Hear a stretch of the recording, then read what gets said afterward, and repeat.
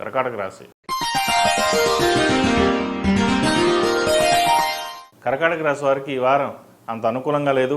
ద్వితీయంలో రవికేతువులు, అష్టమ రాహు వీరికి అంత అనుకూలంగా లేదు. ముఖ్యంగా విదేశీకి సంబంధించిన విషయ వ్యవహారాలు అంత సానుకూలంగా లేవు.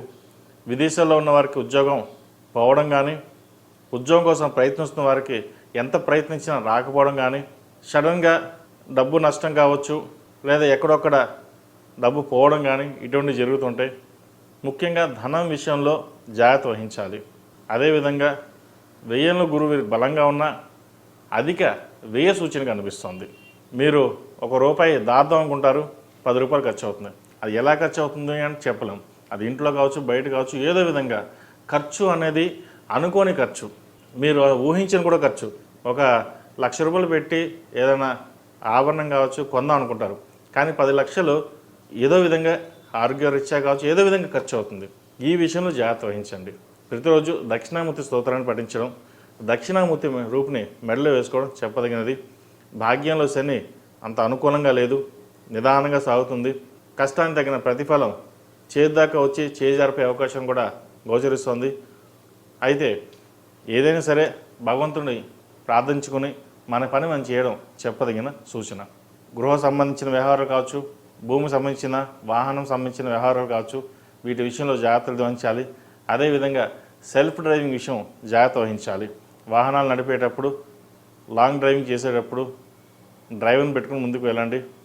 మీ ఓన్గా డ్రైవింగ్ మటుకి ఈ వారం చేయకుండా ఉండడం చెప్పదగిన సూచన. ఈ రాశిలో జన్మించిన విద్యార్థులకు విద్యాపరంగా చాలా చక్కగా ఉంది. అయితే విదేశాల్లో ఉన్నవారికి అంత సానుకూలంగా పరిస్థితులు గోచరించడం లేదు.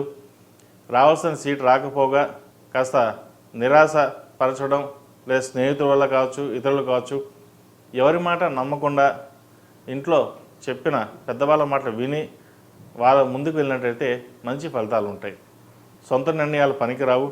ఏదైనా ఒక నిర్ణయం తీసుకునేటప్పుడు 1-4 సార్లు ఆలోచించి మరీ ముందుకు వెళ్ళాలి, లేకపోతే నష్టం ఉండే అవకాశం గోచరిస్తుంది. ఎడ్యుకేషన్ లోన్ సంబంధించిన విషయ వ్యవహారాలు, అదేవిధంగా పర్సనల్ లోన్ సంబంధించిన విషయ వ్యవహారాల్లో కాస్త జాగ్రత్త వహించాలి. క్రెడిట్ కార్డు విషయంలో కూడా కాస్త జాగ్రత్త వహించాలి. అవసరమైతే తప్ప ఎక్కువగా ఖర్చు చేయకపోవడం అనేది చెప్పదగిన సూచన. ఈ రాశిలో మించిన స్త్రీలకు ఈ వారం చాలా అనుకూలంగా ఉంది. సప్తమాధిపతి, అష్టమాధిపతి అయిన శని భాగ్యంలో ఉన్నారు. కొన్ని బెనిఫిట్స్ పరంగా వచ్చినా వెనక్కి వెళ్తున్నాయి అనే భావన ఏర్పడుతుంది. అయితే మీ వరకు మటుకి అన్ని అవకాశాలు కలిసి వస్తాయి. ఎటువంటి సంకోచాలు పెట్టుకోకుండా దిగ్విజయంగా మీ ముందడుగు వేయండి. విదేశీ సంబంధించిన విషయ వ్యవహారాలు, ముఖ్యంగా వైద్య వృత్తికి సంబంధించిన విషయ వ్యవహారాలు కావచ్చు, వ్యాపారాభివృద్ధి కావచ్చు, కొత్తగా ప్రారంభించబోయే వ్యాపారం కావచ్చు, చక్కగా నడుస్తుంది.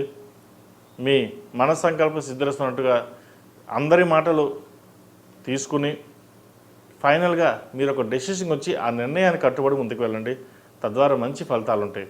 లేకపోతే అందరి మాటలు విని దాన్ని ఇంప్లిమెంట్ చేసినట్లయితే వ్యాపారంలో కాస్త నష్టం వచ్చే అవకాశం కూడా గోచరిస్తుంది. అది మీకు ఇప్పుడు నష్టం కాకపోవచ్చు, కానీ భవిష్యత్తులో నష్టం ఉంటుంది.